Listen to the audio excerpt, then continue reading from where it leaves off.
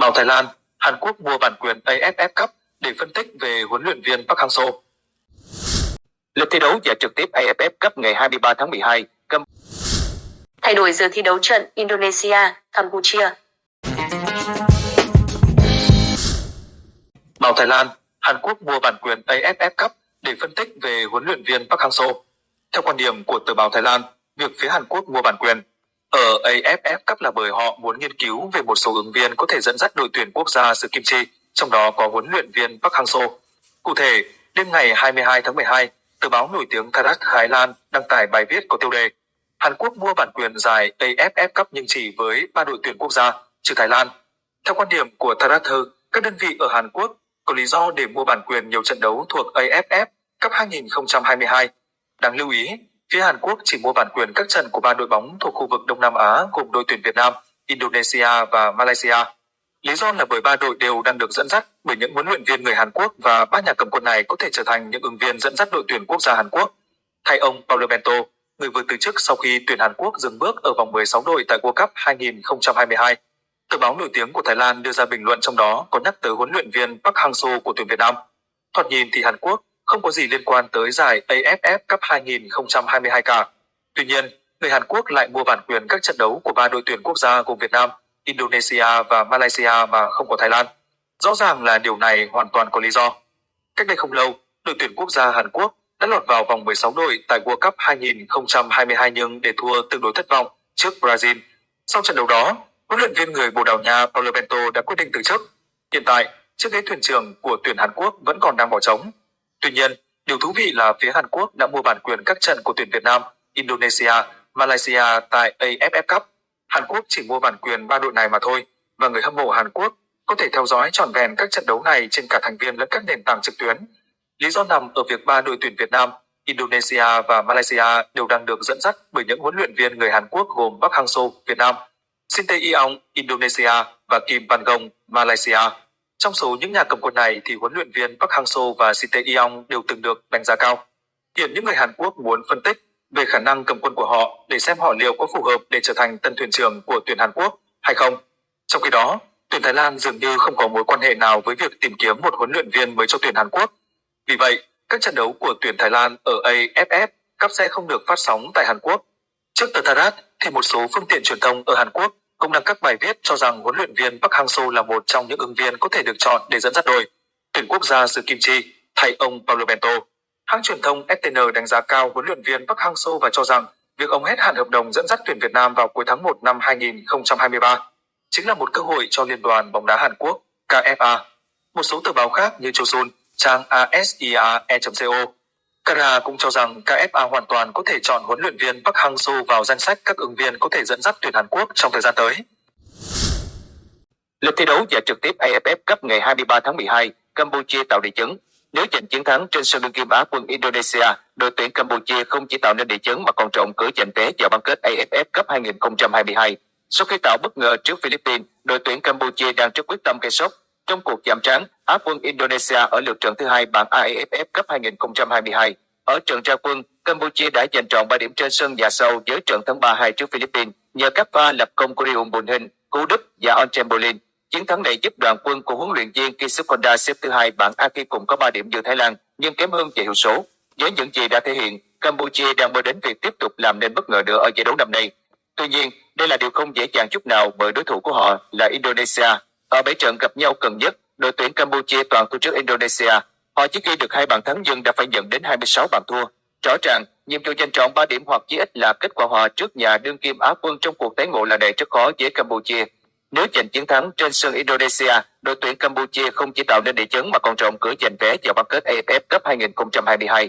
Trận đấu giữa Indonesia và Campuchia sẽ diễn ra vào lúc 19 giờ 30 phút trên sân Gelora Bung Karno, Jakarta, được truyền hình trực tiếp trên kênh FPT, VTV Cần Thơ. Trước đó, vào lúc 17 giờ, đội tuyển Philippines sẽ tiếp đón đội tuyển Brunei trên sân nhà với mục tiêu giành chiến thắng đầu tay. Ở trận ra quân, đội tuyển Philippines dù được đánh giá cao hơn song đã phải nhận thất bại 2-3 trước đội tuyển Brunei. Lịch thi đấu và trực tiếp AFF Cup 2022 ngày 23 tháng 12. Bảng A, 17 giờ Philippines Brunei, VTV5, FPT. 19 giờ 30 phút Indonesia, Campuchia, VTV Cần Thơ, FPT. Thay đổi giờ thi đấu trận Indonesia, Campuchia. Ngay trước giờ bóng lăn, Liên đoàn bóng đá Indonesia (PSI) bất ngờ ra thông báo thay đổi giờ thi đấu trận Indonesia gặp Campuchia. Sau một ngày tạm nghỉ, AFF Cup 2022 sẽ trở lại trong ngày 23 tháng 12 với các cặp đấu ở bảng A. Đội tuyển Indonesia sẽ tiếp đón Campuchia trên sân vận động Bung Karno. Thầy trò huấn luyện viên Shin Tae-yong được đánh giá cao hơn và đặt mục tiêu bỏ túi 3 điểm để có cơ hội góp mặt ở vòng bán kết. Mới đây, Liên đoàn bóng đá Indonesia (PSSI) đã bất ngờ thông báo thay đổi giờ thi đấu trận đấu rất đáng xem này. Theo đó, thay vì diễn ra vào lúc 19 giờ 30 phút như công bố ban đầu, trận đấu giữa Indonesia và Campuchia ở AFF Cup 2022 sẽ được đẩy lên diễn ra sớm hơn. Vào lúc 16 giờ 30 phút ngày hôm nay, ngày 23 tháng 12, việc Indonesia bất ngờ thay đổi giờ thi đấu gây khó khăn đến quá trình chuẩn bị của đội khách Campuchia, cũng như việc phát sóng của các nhà đài nắm giữ bản quyền AFF Cup 2022 tại Đông Nam Á. Được biết, khung giờ 16 giờ 30 phút cũng tiếp tục được giữ đến khi Indonesia tiếp đón Thái Lan ở lượt trận thứ 4, hôm ngày 29 tháng 12. Trong khi các trận còn lại tại AFF Cup 2022 diễn ra vào hai khung giờ là 17 giờ và 19 giờ 30 phút. Nhiều ý kiến cho rằng chính quyền Indonesia muốn tổ chức các trận đấu sớm nhằm ngăn chặn một thảm kịch như tại Kanjuruhan, nhất là khi sân Bung Karno có sức chứa lớn.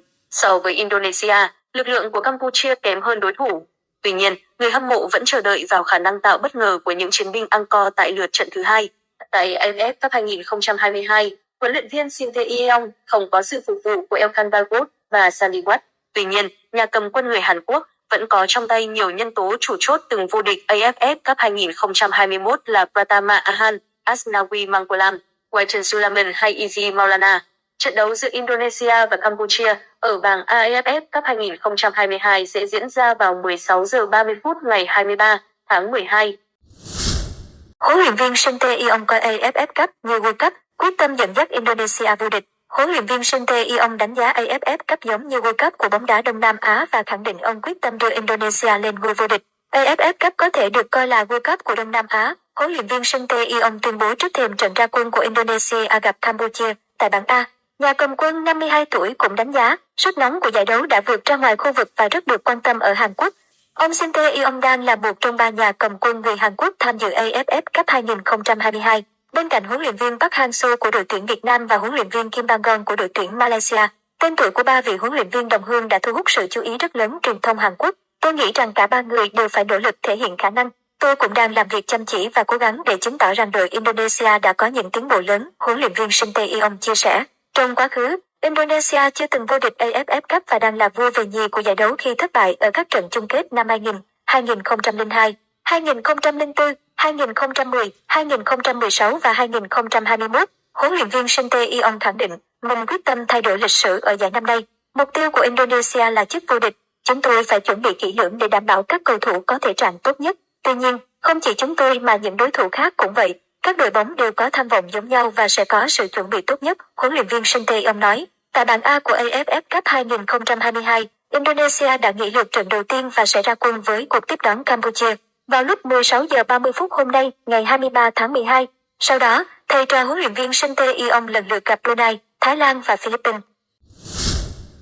Thắng đậm để đưa hy vọng đi tiếp. Philippines mà chỉ thắng Brunei với cách biệt nhỏ, dưới 3 bàn, đã được xem là thất bại chứ đừng nói chỉ đến việc tiếp tục sẽ chân giống như trận mở màn gặp Campuchia. Đội bóng có biệt danh Akos buộc phải thắng đậm để nuôi hy vọng đi tiếp. Philippines vs Brunei mua bàn thắng cho chủ nhà.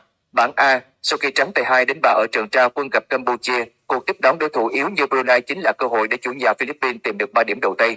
Qua đó, tiếp tục nuôi hy vọng tại AFF Cup 2022 cùng Indonesia. Trong trận thua Campuchia 3-2, trong vòng 30 phút đầu, họ còn bị đối thủ dẫn trước đến 2-0. Thất bại vừa rồi đã ảnh hưởng nghiêm trọng đến cơ hội cạnh tranh tấm vé đi tiếp của Philippines bởi trước mắt thầy trò huấn luyện viên Joseph Ferrer còn 2 đối thủ Indonesia và Thái Lan. Mạnh hơn hẳn, Philippines thực sự đã đánh mất hình ảnh một đội mạnh mẽ và thi đấu đầy khó chịu. Dù trong tay huấn luyện viên Joseph Ferrer vẫn giữ vững chính sách sử dụng những cầu thủ được đào tạo ở châu Âu, có gốc Philippines, chứ không phải cầu thủ bản địa. Trước đội tuyển trẻ Campuchia, các cầu thủ Philippines thi đấu trờ trạc, dứt hồn và mờ nhạt cả công lẫn thủ. Đội tuyển Philippines phải lấy lại niềm tin của khán giả nhà trong khi gặp đối thủ Brunei yếu hơn, chỉ cần để hòa là khép lại mọi hy vọng. Trong khi đó, Brunei vẫn là nền bóng đá yếu kém bậc nhất khu vực Đông Nam Á. Brunei đã trở lại sân chơi AFF Cup sau lần đầu góp mặt vào năm 1996, những giải sau đó, Brunei hoặc không qua được vòng loại hoặc từ chối tham dự vì thiếu lực. Nên nhớ, Brunei vừa để thua đậm 0-5 trước Thái Lan ngay trên sân nhà. Nếu tính trọng hơn, Brunei là đội bóng thiếu tin cậy khi thua 13 trận và thắng có 4 lần ở 19 trận đấu mới nhất. Riêng tại AFF Cup, Brunei chỉ thắng 4 trận, đều trước Đông Timor và còn lại là 10 trận thua trong số 14 trận đấu vừa rồi. Thông tin bên bề Philippines Joseph Brunei dự kiến đội hình: Philippines, Mendoza, Aquinodo, Tabinas, Limbo, Soros, Hatman, Amita, Minecc, Bias, Daniel, Galantis. Brunei, Niaren Tharif, Botman, Junos, Suhaimi, Aidis Kasifun, Sufri, Suleiman, Ramli, Sheikh. Lịch sử đối đầu Philippines Joseph Brunei. Thống kê 10 trận gần nhất của Philippines. Thống kê 10 trận gần nhất của Brunei. Dự đoán tỷ số Philippines Joseph Brunei. Để níu kéo hy vọng đi tiếp, Philippines chẳng những cần phải thắng Brunei mà còn phải càng đậm càng tốt, bởi theo tỷ lệ, hiệu số bàn thắng thua là tiêu chí đầu tiên để phân thứ hạng trong trường hợp các đội bằng điểm nhau. Tỷ số dự đoán Philippines 4-0 Brunei. Dự đoán tỷ số Philippines Brunei không dễ sơ ông bắp cày. Chủ nhà Philippines tất nhiên mạnh hơn Brunei nhiều và cửa thắng của họ là tất yếu, nhưng liệu họ có tham vọng thắng đậm để chạy đua hiệu số cho ngôi nhất nhì bảng hay không vẫn là điều rất mơ hồ. Không triệu tập được các cầu thủ đang chơi ở nước ngoài, Philippines giới thiệu đội hình trẻ trung với chỉ 4 cầu thủ có hơn 14 lần khoác áo đội tuyển quốc gia, thiếu kinh nghiệm trận mạc và thiếu sự kết dính trong lối chơi. Philippines đã thua sốc 2-3 trước Campuchia tại Phnom Penh trong trận đấu chính thức đầu tiên dưới sự dẫn dắt của huấn luyện viên Joseph Pedro. Trở về sân nhà Rizal Memorial ở Manila, cửa thắng của đội quân Atco dâng cao, nhưng Brunei cho thấy họ không dễ bị khuất phục. Trong lần trở lại AFF Cup sau 26 năm, Brunei đã để thua đương kim vô địch Thái Lan 0-5 trong trận mở màn với tâm thế đội chủ nhà, dù đá tại Malaysia. Nhưng thực tế là họ chỉ thua do chiến 2 bàn khi trận đấu còn 2 phút, nhưng những pha phản công muộn màng mà hiệu quả của nhà vô địch đã khiến họ thua thêm 3 bàn nữa. Đội bóng của huấn luyện viên Mario Rivera một lần nữa sẽ phải phụ thuộc rất nhiều vào sự xuất sắc của thủ môn Jaime Abdullah Niarin khi họ tìm kiếm điểm số đầu tiên ở AFF Cup. Trước sức tấn công dữ dội của Thái Lan, ông bắp cày Brunei đã chiến đấu kiên cường và Jaime đã thi đấu xuất sắc để kiểm soát các thiệt hại. Nếu Brunei tiếp tục phòng thủ tốt và hem chơi ổn định, hàng tấn công non nớt của Philippines sẽ không thể làm có họ. Tỷ lệ ban đầu Philippines chấp đến 4 trái, ăn 97, thua 82 đã biến động sáng nay khi thị trường đổ mạnh vào cửa dưới, hoặc là nhà cái đã chủ động điều chỉnh khiến tỷ lệ chuyển thành Philippines chấp 3 trái rưỡi, lúng tiền, ăn chỉ 85, thua đủ. Dù sao nằm dưới an toàn hơn bởi khó đặt niềm tin vào hàng Philippines. Dự đoán Philippines thắng 2-0.